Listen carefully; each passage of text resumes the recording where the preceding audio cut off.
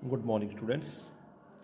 तो आज हम जो +2 क्लास में डेंसिटी के न्यूमेरिकल हैं उनमें से आज हम एक टाइप करेंगे, calculation of atomic mass and number of atoms in a given mass. तो एक न्यूमेरिकल है +2 की बुक में NCERT का, an element has a body centred cubic structure BCC, ठीक है जी, with cell edge of 288 picometer. The density of the element is 7.2 gram per centimeter cube. And how many atoms are present in 208 gram of the element? तो सबसे पहले आपको यहाँ ये देखना है कि आपको क्या गिवन है। देखिए, स्टार्ट करते हैं सॉल्यूशन। BCC स्ट्रक्चर है तो BCC स्ट्रक्चर के लिए Z होगा हमारा 2 फॉर BCC। इस तरह अटैम्प्ट करें आप एग्ज़ाम में। और सेल एज ए आपके पास गिवन है, एज लेंथ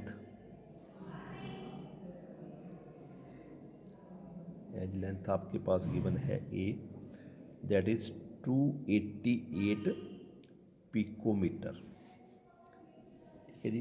पिकोमीटर जो है उसको आपको सेंटीमीटर में कन्वर्ट करना पड़ेगा क्योंकि आपकी डेंसिटी भी सेंटीमीटर क्यूब में है, तो इसको आप सेंटीमीटर में कन्वर्ट कर लें।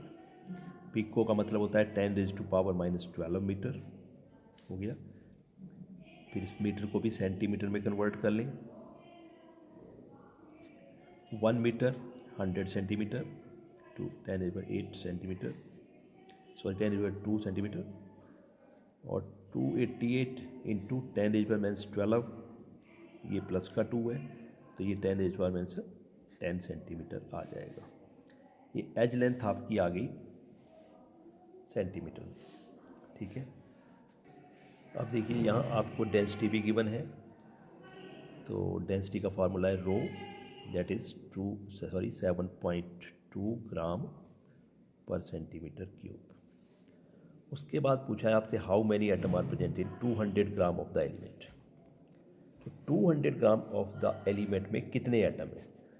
जब ये न्यूमेरिकल आता है तो ज़्यादातर स्टूडेंट सोचते हैं कि ये जो 208 ग्राम है ये एटॉमिक मास है, m है, पर ये एटॉमिक मास नहीं है, क्योंकि यदि ये एटॉमिक मास होता तो उसमें नंबर ऑफ एटम हमको ऑलरेडी पता होते हैं, क्योंकि जो भी एटॉमिक मास होता है दैट इज़ इक्वल टू 1 मोल, और 1 मोल में हमारे एटम होते हैं 6.022 इंटू 10⁻23। तो इसका मतलब ये हमारा एटॉमिक मास नहीं है, ठीक है, याद रखें। तो हमको पहले क्या करना है, एटॉमिक मास पता करना है। ये एटॉमिक मास नहीं है जिसमें हमने नंबर ऑफ एटम पता करने हैं। सबसे पहले देखिए, अब हम फार्मूला लिखेंगे डेंसिटी का।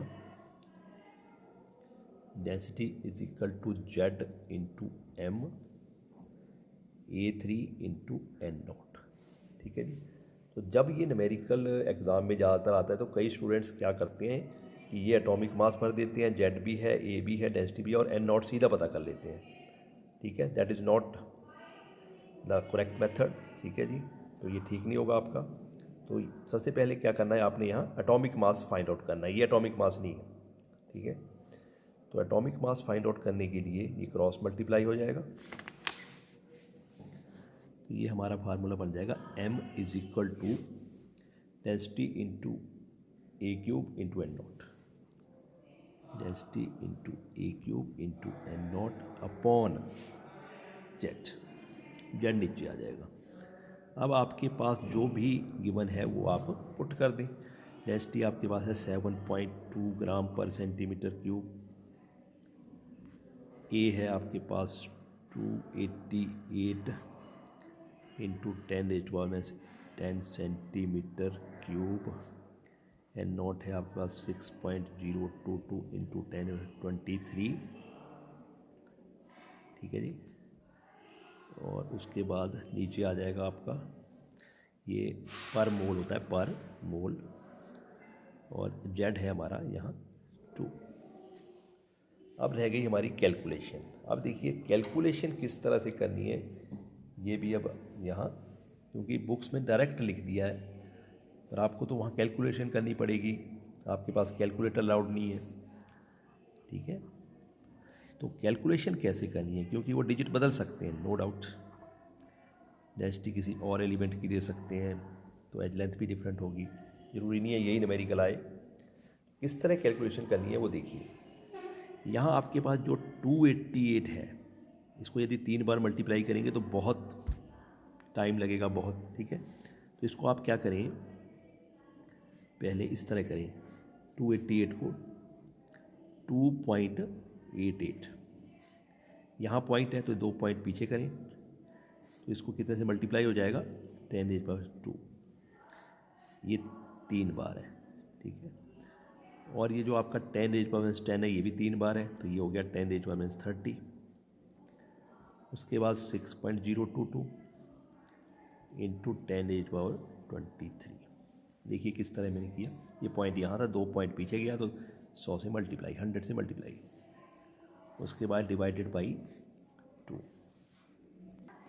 उसके बाद देखिए, उसके बाद 7.2 ग्राम पर सेंटीमीटर क्यूब।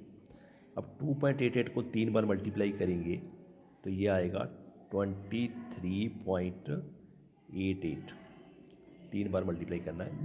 और 10⁻² को 3 बार मल्टीप्लाई करेंगे 10⁻6 आ जाएगा, ये -30 आ जाएगा, और ये 10⁻23, इनको इकट्ठे कर लीजिए, और 6.022 डिवाइडेड बाई 2।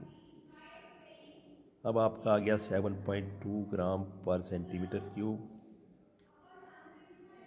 इंटू, ये जो 10⁻² वाले हैं इकट्ठे करो तो ये -30, ये 29 प्लस का 30 माइनस का, तो ये ओनली 10⁻⁻1 बचा, और 23.88, ठीक है जी। अब आपके पास बचा यहाँ 23.88 लिखूँगा मैं, और 6.022 डिवाइडेड बाई 2।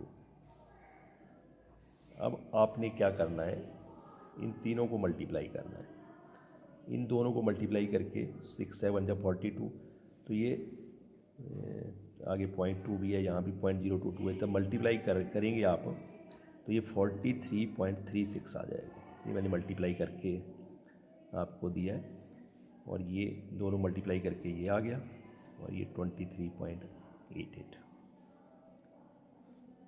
और ये 10 नीचे चला जाएगा, 20 बन गया। फिर इन दोनों को मल्टीप्लाई करें तो ये आपके पास ये आ जाएगा 1035.39 डिवाइड बाई 20, और आप इसको कैलकुलेट करेंगे तो ये 51.78 अप्रॉक्सीमेटली आप इसको ले सकते हैं, 51.8 ग्राम पर मोल, यूनिट आ जाएंगे ग्राम पर मोल। ये आपका एटॉमिक मास आ गया। हाँ जी, ये देखिए, ये ग्राम पर मोल यूनिट कैसे आए थे, ये ग्राम पर सेंटीमीटर क्यूब है, ये सेंटीमीटर क्यूब है, ये पर मोल है, तो सेंटीमीटर क्यूब से ये सेंटीमीटर क्यूब कट गया, और आपके पास ग्राम पर मोल यूनिट आ गई, ठीक है जी। उसके बाद ये एटॉमिक मास आपका आ चुका है। अब आपने नंबर ऑफ एटम पता करने हैं 208 ग्राम ऑफ द एलिमेंट में, तो ये 51.8 आपका एटॉमिक मास आ चुका है।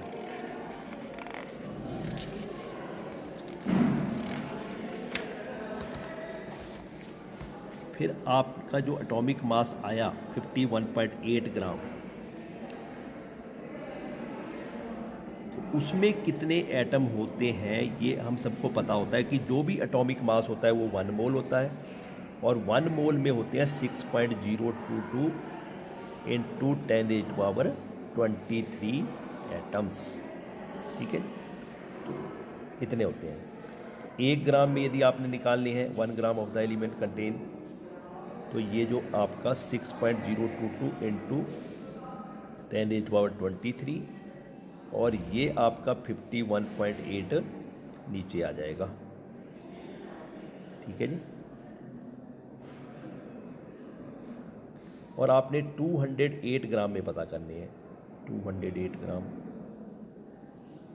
तो 6.022 इंटू 10⁻23 अपॉन 51.8 ग्राम इंटू 208 ग्राम। ये एटम्स हैं, ग्राम से ग्राम कट गया।